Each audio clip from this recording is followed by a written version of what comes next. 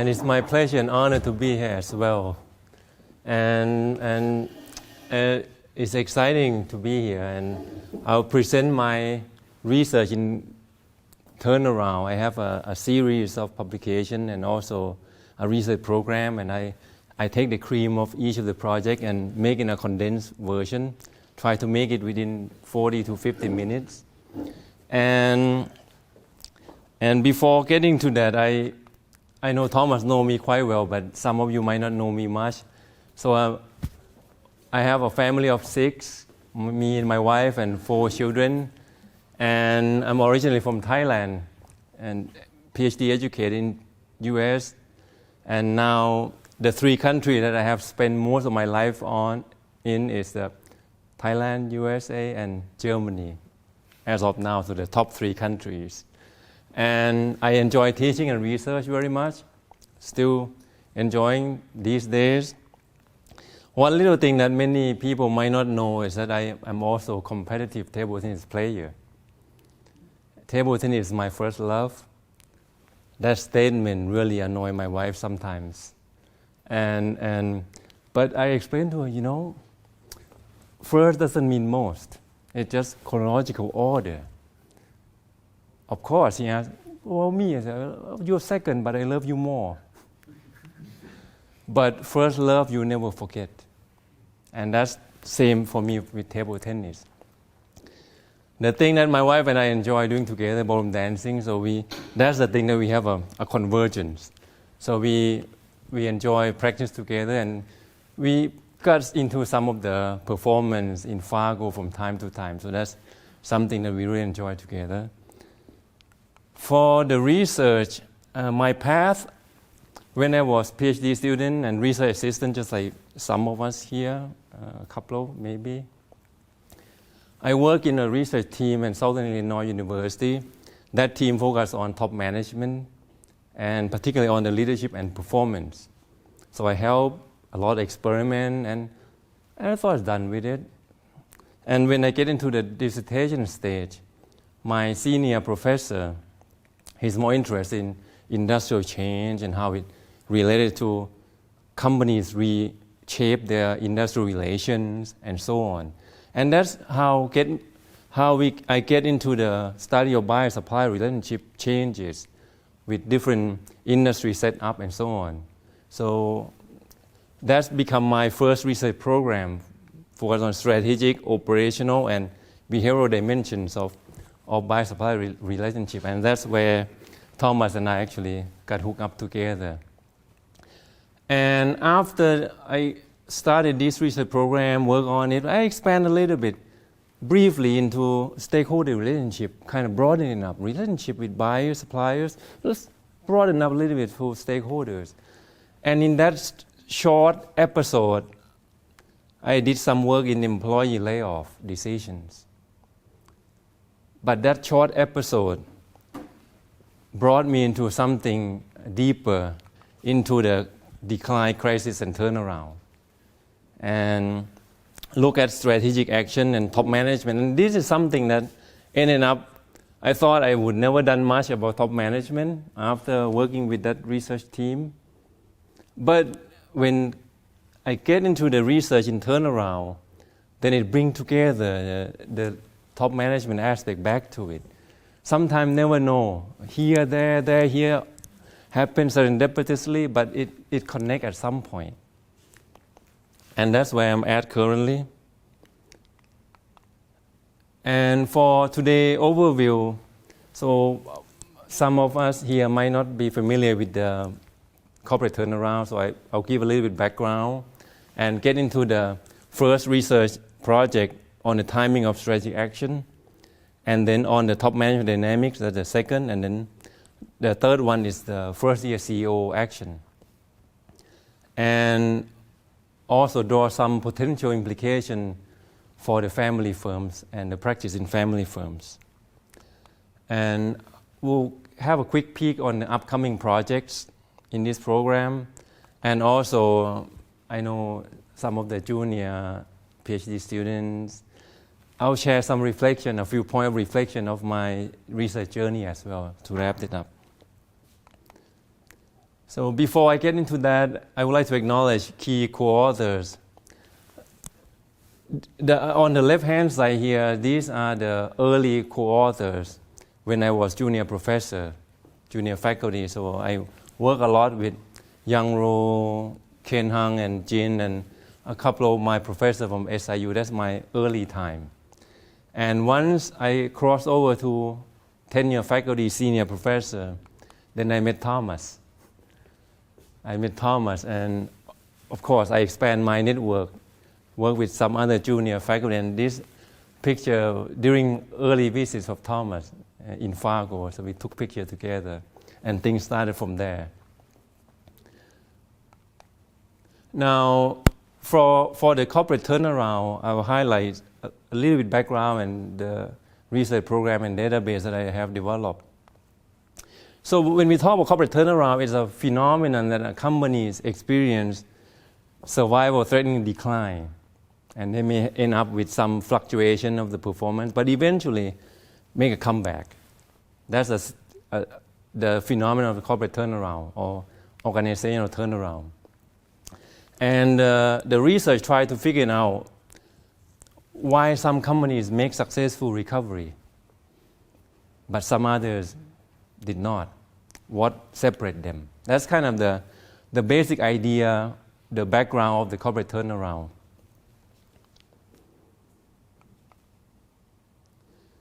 The issue in research in turnaround is that because corporate turnaround is more phenomenon-based, the theoretical foundation not as solid, and also research has done a lot of studies, but the result has been very mixed. So the effect of two major strategies in turnaround, the first one called retrenchment. Retrenchment basically is the turnaround strategy that focuses on cost and asset reduction, employee layoff, divestitures, trimming the business, exit the markets. Those are the retrenchment, cost, asset reduction, down scoping, trimming down businesses. Reorientation is more renewal.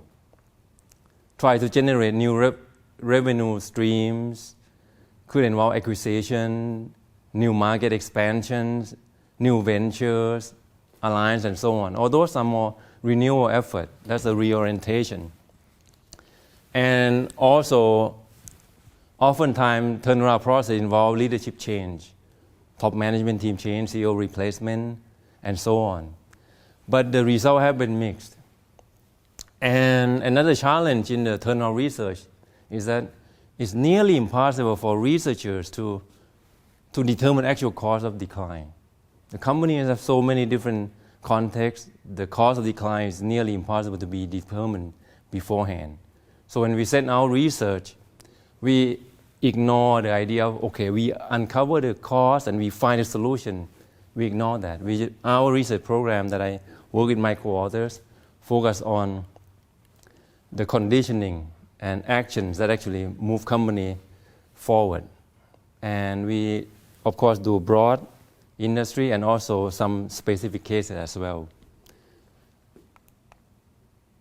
And to address the problem in research of turnarounds, so we construct the turnaround database. So we basically screen the US firms in CompuStat database from 1993 to 2008. And we stopped at 2008 is because right after that there's a major problem with the debt crisis, and US economy got in trouble, many companies got in trouble. We did not want to study turnaround for specific crises. We wanted to be generalizable studies, and the finding can apply in many settings. That's why we stopped at 2008. And we used the basically classic selection criteria for turnaround by Barker and Dumaine here in 1997 from SMJ. And this is a classic and probably most acceptable by many. That it's a classic. If follow this, they are definitely a turnaround. But in the research in turnaround, there are different criteria. by different authors, but this one probably more conservative than other. If it follow this, we say, yeah, it's turned around. So we start from looking those companies, okay, they got to have financial condition that relatively healthy. So there's some return on investment that positive, above risk-free, and then experience decline. Okay, and these are specific experience decline, and we have Z-score that indicate the financial distress condition. And eventually make up the ground and make a comeback for 3 consecutive years, and allow 3 years of the fluctuation period in between. So that's the pretty established turnaround selection criteria. We follow that. And the very first thing that we saw is blow our mind. From those companies, over thousands of companies that experience decline. So in the decline, and how many come back? Only a little bit over 50. The very first thing that we got from this is, don't bet on a losing horse. The odds of them coming back is so low. So if company declines severely, don't bet on them. Just let them go. If you bet on them, your odds is only less than 5% to be correct. But if you got it right, the return could be significant. And that's how we try to figure out what these 51 turnaround successful did differently from the other that not making it. So we start thinking, okay, the turnaround is pretty relatively less prevalent phenomenon. Only less than 5% make a comeback. We cannot do a typical random statistics sampling. It's not working. So we follow case control pairing method. So we have these 51, and then we match with the one that's not successful, that as close as we can. Not perfect, but close as we can on industry and the firm size. So we have ended up with about a little bit over 100 in total. And then we collect the data on each of the successful and not successful firms, on their retrenchment actions, the layoff, the divestitures, the exiting markets, all those things. And we also collect data on their reorientation attempts, acquisitions, market expansion, the new ventures, alliance, joint ventures. We collect all those. And we also collect the data about CEO change and top management, board director changes. And also, of course, we have the financials and ownership concentration data from those companies as well. In the end, we have about 100 plus cases over longitudinal years. So altogether, several 100 firm years. And the first that we tackle is the timing of strategic actions in turnaround. Time is an illusion. That's from Einstein. And by many authors, timing is everything. So it's something, right? It's illusion and it's everything. It's something we probably need to study more, and the research in management a little bit short in study of timing or temporal dimension. So we tackle this one first. And we study the early versus late. That's the very first time they mentioned we look into it. There's some action you can take early or later. And how we define it, this figure is pretty much the years of the data that we collect for each company. So the decline, minimum of 3 years. So we pick year 3 as the first early. And the logic is simple, is that, okay, we have 2 dots. We don't know if it's up or down. But if we have 3 dots, we can determine, oh yeah, that's a trend. So we start with the year 3. If company decline in year 3, they don't act, we say, oh, that could be that it's a little bit late. But if they act year 3, I mean, they know that decline, they act, we consider it early. So we give 2 years as early action. After the decline trend has been set. The first 2 years we consider early, and after that we consider late. So we look into this 4 years period of early two early years and 2 later years. And we run not large, but a good size sample. And nearly 100 basically firms in there, and we control for preconditions of the decline and various control, and of course go through revision and do more testing, do the Heckman correction, and all those things add up. We won't get into the technical detail here, but the finding is this. The green plus meaning the positive impact. The single one basically means 0.1 and 2 is a 0.05, and then if 3 is 0.01, level of significant. So the early retrenchment action, so at the aggregate level it has 0.05% significant positive impact on successful turnaround. And retrenchment has multiple categories of actions. The 3 key ones that we said here is layoff, and then divestment or divestitures, closing down business or trim off the area that didn't work. And the third one is exiting certain markets. So those are the 3 major areas of actions. And we look into each of them separately. The layoff, we didn't see anything significant. But it's very common when we hear internal efficiency. Need to boost up, lay off people. But the result, nothing significant there. Divestment or divestitures. Certain business may not be worth pursuing, trim them off early. That's very significant in terms of helping the turnaround. Same as the certain geographic markets that maybe we shouldn't be pursuing. Back off early. That's also helps significantly. So that's the retrenchment side of the early action. Look at the renewal, reorientation. Aggregate, nothing significant. Early acquisition, try to acquire, to renovate the company, nothing significant there. Exit market early, nothing significant there. Try to do something new venture and so on, it's actually negative. It's negative. So it's negative there. So that's what the early actions, okay, the result, what is significant, not significant, is there. Then for the late action,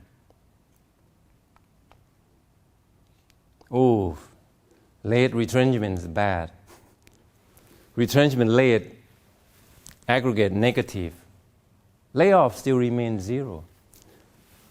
Late divestitures or late divestment, trimming off, selling off business, closing down late, not good. Probably it's almost like the act of desperation. It's late, nothing really working. Exit market also is worsened off. When look at late reorientation, nothing significant. At the aggregate level. At the specific action level, negative. And for the last one, the other growth, new ventures, alliances, so on, is 0. There's no significant. That's what we found, late versus early or early versus late. Early has a better chance. And we also look into one more time dimension, is the duration. What is the extent of it? So we look at if the retrenchment and reorientation happen and done quickly or prolonged actions, extended actions. This one we only look at the aggregate term. The retrenchment happen in a prolonged fashion, nothing significant. The reorientation, if we prolong it, rather than boom, do it short. Spread it out over a period. Actually, it helps. So this is the only thing that we know about reorientation that might work is stretch it out over time rather than suddenly done in very short period. And some key insight here, we connect to the path dependence. We have the vicious and virtuous cycles.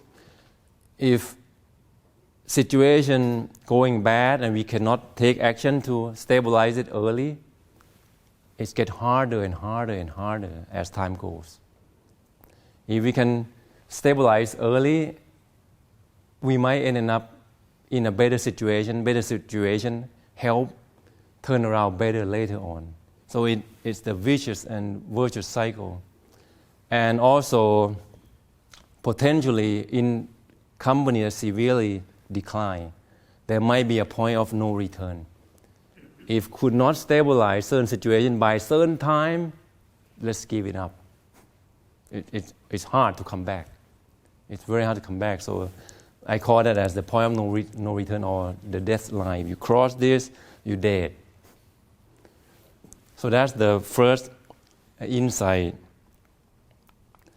And the second one is not all retrenchment action created equal. We know the layoff as much as we heard of, but it's not really. To get internal efficiency from layoff, it doesn't work unless some business mix changes or some major operation has been reshaped. It doesn't seem to work there.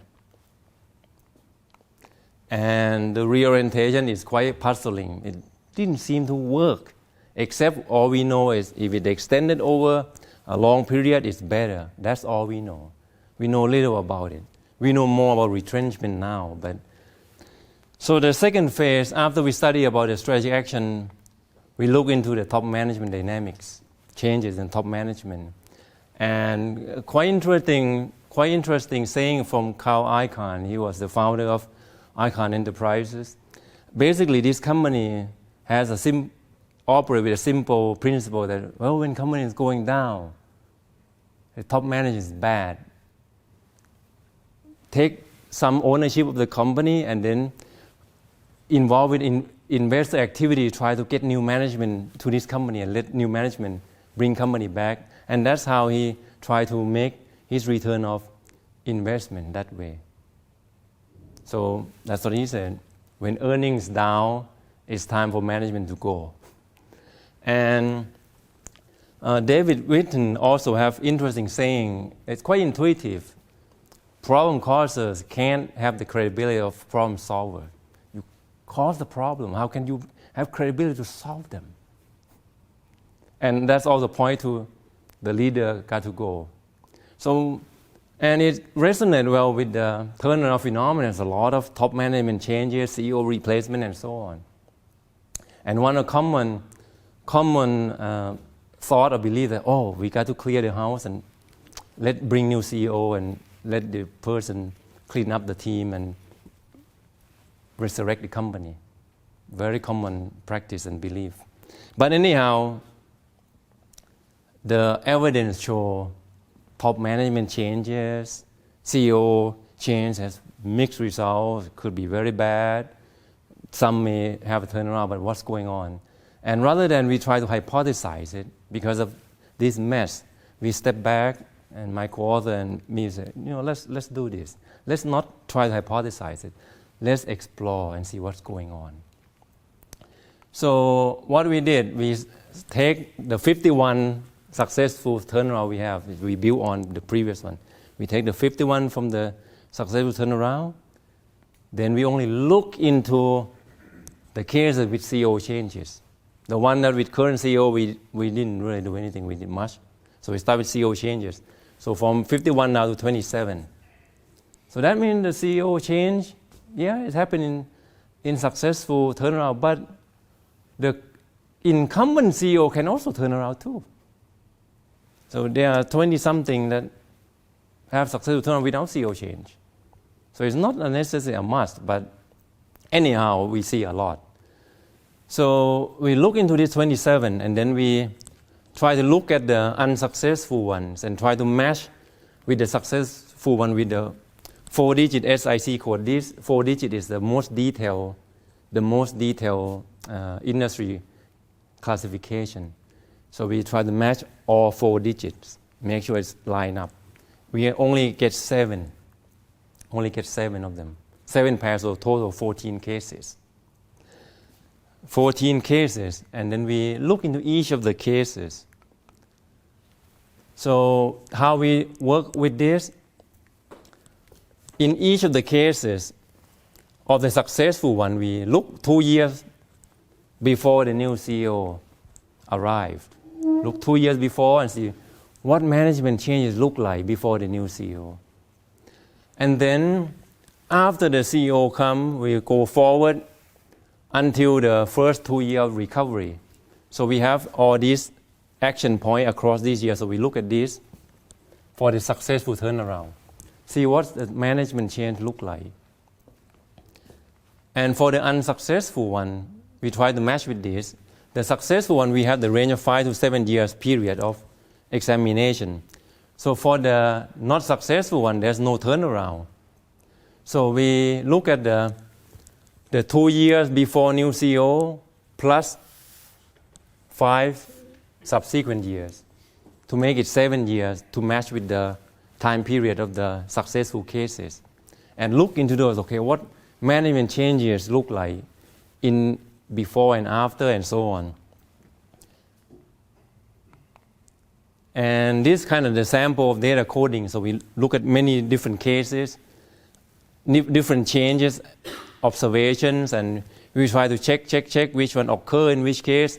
And here we have the successful turnaround and the not successful ones. And what we were looking for is to look for something that have strong presence among successful cases and absence from the unsuccessful ones, or vice versa. Something that occur a lot in the non-successful one and absence from the successful one.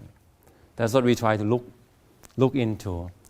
And then we did a couple of reshuffling. If we take off one, add one, we did different random grouping and to try to make sure that it's not happen just one case. If we pick 3 here first and then we redo the next 3 and reshuffle in sequence, which one most consistent? So of all those reshuffling, coding, and then random pick, shuffle front and back, the result that consistent stand the test of our different way of checking. Here is the result. For the successful cases, yes, before the new CEO arrived, there are top management team changes. There are changes. But interesting part is this. Of all the successful cases, there are some position left vacant. Did not fill, left vacant. Somebody left, not fill, vacancy. And when the new CEO arrived, the job new CEO is playing with the vacancy, filling the vacancy, or reshaping the vacancy, and stabilize the support functions. Basically, this is one of the distinction we made. The primary versus support function. The primary function basically are the function related to revenue generation, marketing, operations, business units, all those related to revenue generation. Support functions are those positions that are not related to revenue generation, but help primary function to perform better. Right? Accounting, human resource, finance, they don't generate revenue, but they help to perform better if they do their job well. We separate those. So in the case of successful one, the support function stabilized after the new CEO arrived. So those are what we see. And for the unsuccessful one, before the new CEO arrived, a lot of top management changes. Similar, changes. But the difference is that It's removal and replacement. No vacancy. Somebody left, fill this person gap. Somebody got removed, somebody else fill in. No gap, no vacancy. And when the new CEO came, what the new CEO had to do to execute change?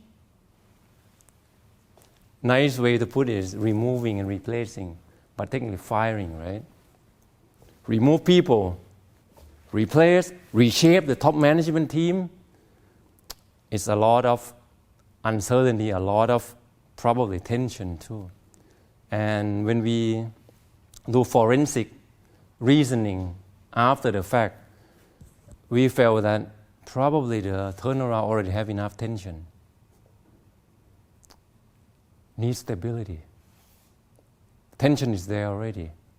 And firing, removing people, reshaping significantly, it even make more trouble, more tension. And it's hard.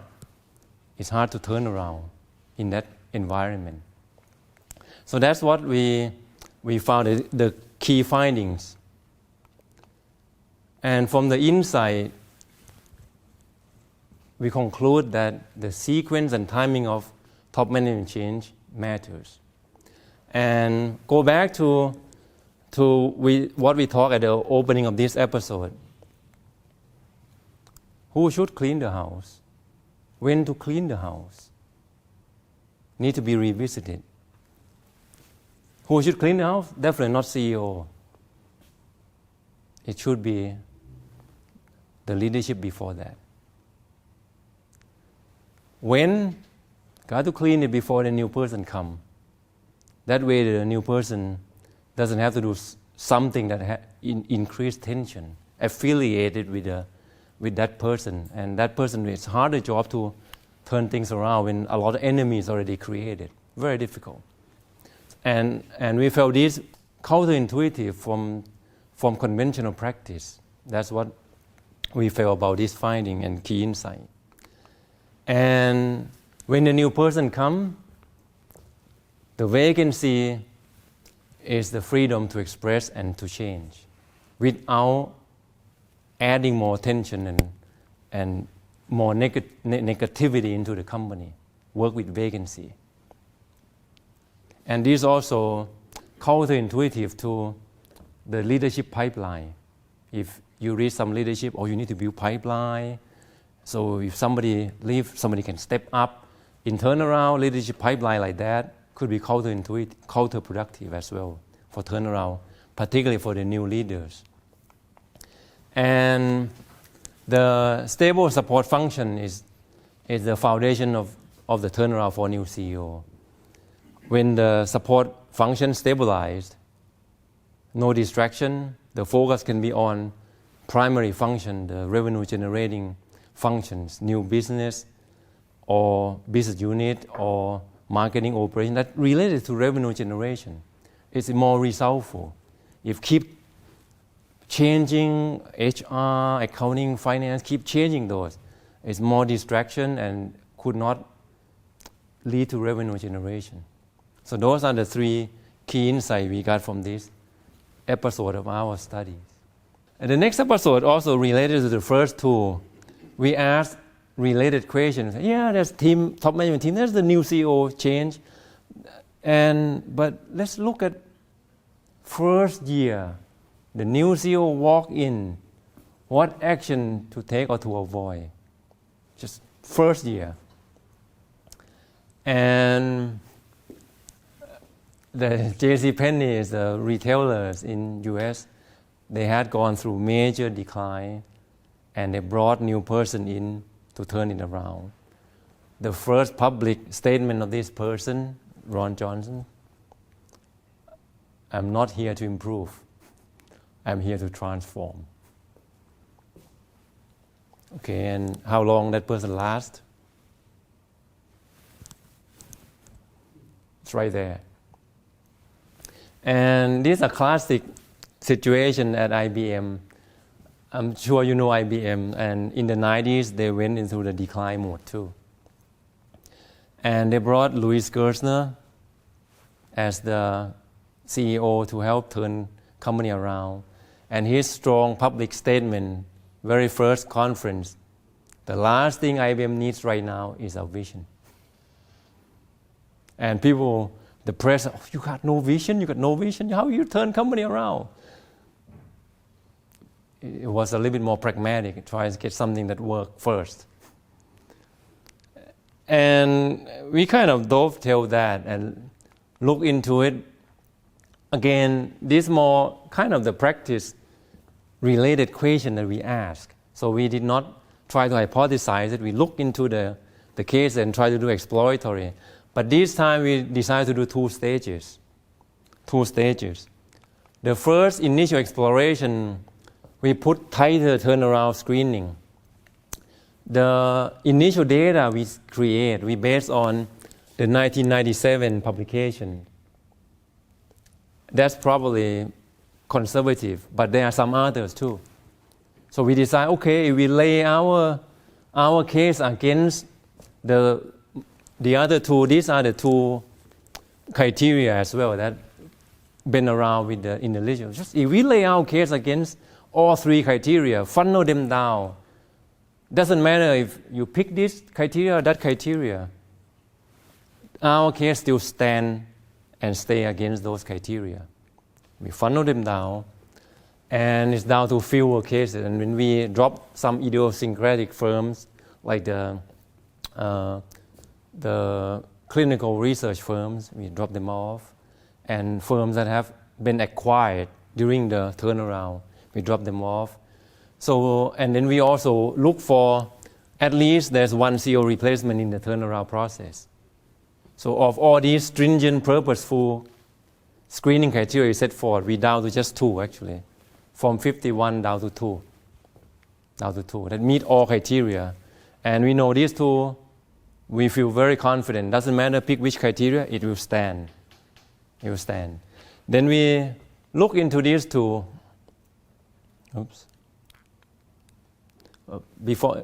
By the way, before getting to the stage two, we do it more exploration for more generalizable results. So we loosen up the criteria, just focus on our case. And we end up with 30 cases in the end. And we match based on just 2 digits. The more digits we add, and then fewer, it just go down. So we just decided, okay, for more generalizable exploration, we use just 2 digits. So we have 2 stages, very tight screening and reasonable, conservative, but not too tight. And the stage 1, the 2 cases we found, actually there were 2 CEOs in each case. There were 2 CEOs. And we look at every year that what this person did.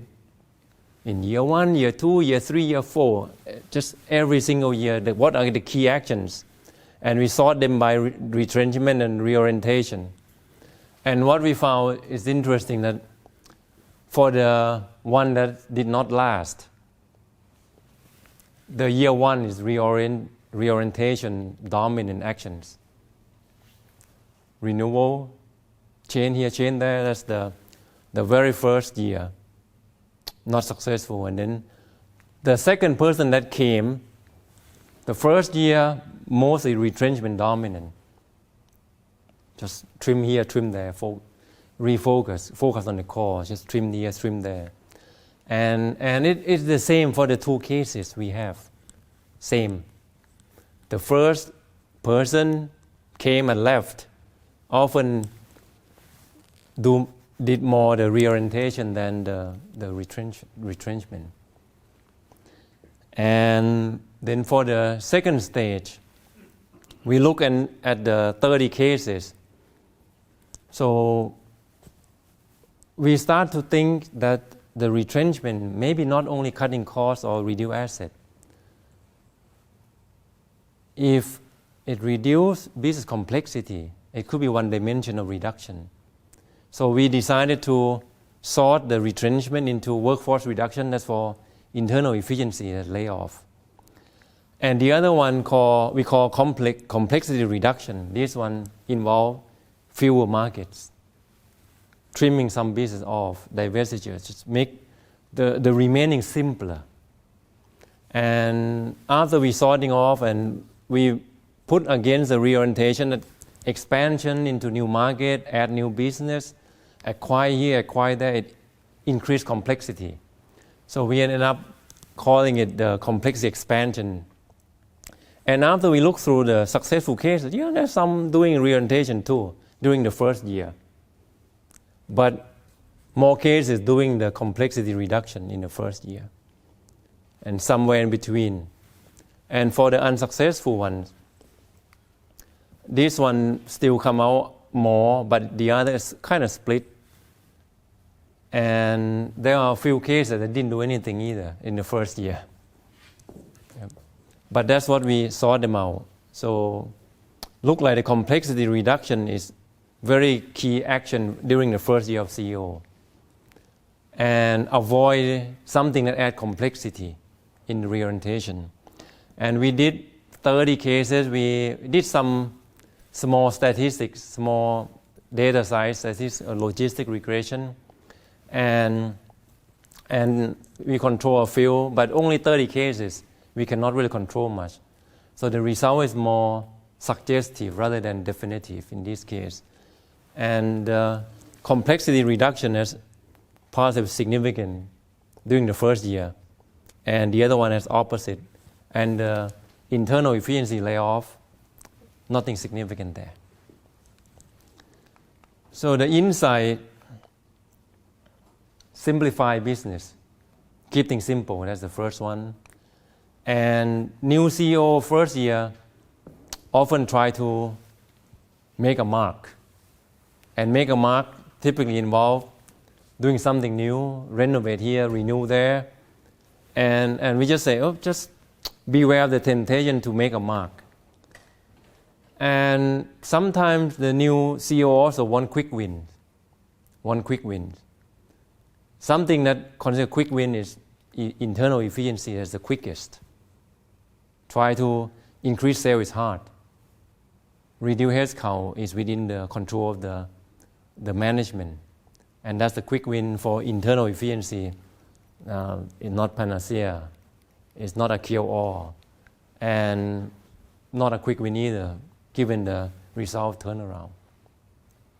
And the last part here, before we get out of the research program, I try to draw some implication for family firms and practices in family firms. But I have to admit that the turnaround, they're a pretty unique case that sometimes might not be fully applicable to family firms. But if we look at the abstract level, the turnaround firms are situations of high tension and high stake. If we take this as a generic situation, rather than seeing it as a turnaround, but high tension, high stake. If family firms operate in certain situations similar to that, high tension, high stake, some of the findings or insight might inform practice in family firms somewhat.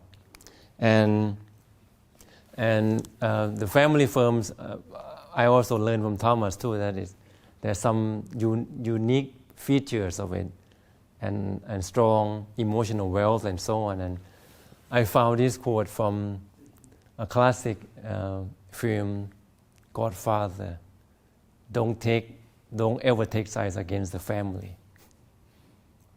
And Michael J. Fox he was famous actor, but I would say he represents a common individuals like us.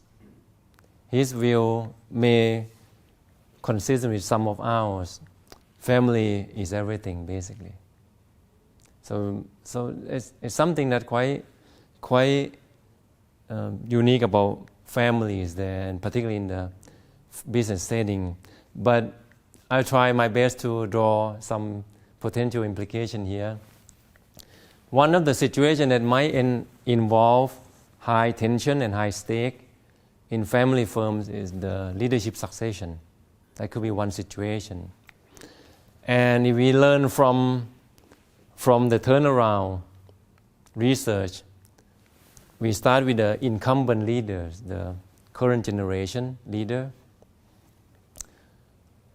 I have seen in some of the family business in Thailand, at least where I was from, sometimes when the gonna turn to the next generation, the current generation try to line everything up for the next generation. And if based on our turnaround research, no, let's give the new generation some freedom. If you retire from your family leadership, take some with you. Take some of the leaders, current leaders with you, retire together. Have some room open. Leave some leadership vacancy for the successor. So the successor can actually have room to express the novelty through vacancy. And it might be counterintuitive. Many families try to line things up for the next generation. But this could be something that, another alternative view to look at succession preparation. Take some retirement leadership with you. Let the new generation, the new successor, express novelty through vacancy. And for the new successor, the next generation leader, try to work with stable support staff. Sometimes the leader might not like the certain fashion of the support staff, or just bear with it. Particularly in the early period, bear with it. Don't check things up. And don't overcomplicate things too early. It's new, respect the tradition. Yeah, want to express, want to do something new, do it vacancy. Do it vacancy. That become the area that can do something new, but not disturbing others as well. And somewhat might be the equilibrium of the new generation can express themselves with within the confined area that wouldn't create or add more tension to it. So that's one set of the potential implication for family firm practice for leadership succession. The other one that could be high stake and high tension could be business transformation in family firms. It's probably hard, but from the turnaround research, we know that the internal efficiency layoff people don't seem to work well. It doesn't seem to work well. And it is something that probably should be the point of stability. Keep people, change operations. Stable workforce, but evolving business. It's not easy, but it might be something that for family firm practice might be something to think about it. At least strive toward that. So the stability and change duality, that's what we can frame as. And also too, what we learn from reorientation that might be contribute to successful turnaround is extended over a period, stage by stage transition over a period of time. Don't do the sudden stage over a period of time. Sometimes it goes slow first, just like in dance, slow, quick. So you might need to take a couple of slow steps first before taking a quick move. So those are something that might be considered for practice in family firm during the business transformation. For upcoming projects, we have that reorientation riddle. We don't know how it works. Thomas gave very interesting idea. Maybe we do sequencing, front and back, which one comes first, which one comes second. That interesting idea. And also too, business model innovation that we talk about, it could be a missing link that might be the one that bridge the reorientation to successful turnaround. And revival of family firms, that would be one of the interesting area. The pattern of family firms decline and turnaround. What are key strategic actions or managerial dynamics within the family firms during turnaround? This is something that we also have interest to explore as an upcoming project as well. And for reflection points, particularly for PhD students early in the career, there's one thing that I want to point out, something to focus rather than theory, but theoretical structure. The work on the top management team dynamics we publish in long-range planning is about sequence and the timing, the sequence of top management changes. So the sequence matter.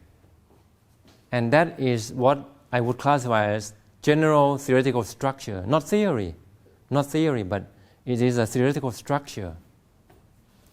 And that theoretical structure also underpinning one of our publications in Journal Operation Management, which is totally different topic, different research question, but it's also focused on the sequence of sourcing choices, when to do the internal development, the make, when to outsource the buy, what the sequence, buy to make to buy. In the architectural innovation life cycle, we study time frame as well. It's a time frame. Same as the top management dynamics, it's a time frame. What happened first, second, what the sequence. Totally different research question, totally different publications, similar theoretical structure. And if the PhD students can think through this, it will broaden your way of identifying potential research question and potential way of solving them. So that's the first reflection point over my research journey. The second one is in and out of our hands. This one Thomas and I knew quite well. When we have a good work, we know it's a good work. It's in our hands. But whether it is published in a top-tier journal or get awarded recognitions in a high level or not, is in God's hand. It's not in our hands. We know that quite well, Thomas. Yeah. The interesting part was, just to prove the point, we had 2 working papers with my early teams. We sent both of them to Design Science conference. One of them that got picked for the supply chain award track. The other one did not get anything. The one that didn't get anything ended up with Journal Operation Management. We felt it was a good publication, good research, but it wasn't recognized. The review team, the award team picked the one that we feel less strong, not as strong. It happened that way, and some of our very good work ended up with not in the very top tier journals, maybe just one notch under. The lesser one just poof, got up there, just like, how did it happen? It's out of our hand, it's in God's hand. And the last point I want to share with the PhD student, particularly, projects come and go, people stay. So it's good. Thomas and I, now we can call lifetime friends going forward. We finished the project, but people stay, relationships stay. And it's a wonderful career, wonderful path of us being in the faculty. And I would hope that the PhD student, the junior faculties, will cherish this as well. People stay. Project may be completed and go. And that concludes my presentation today. Thank you.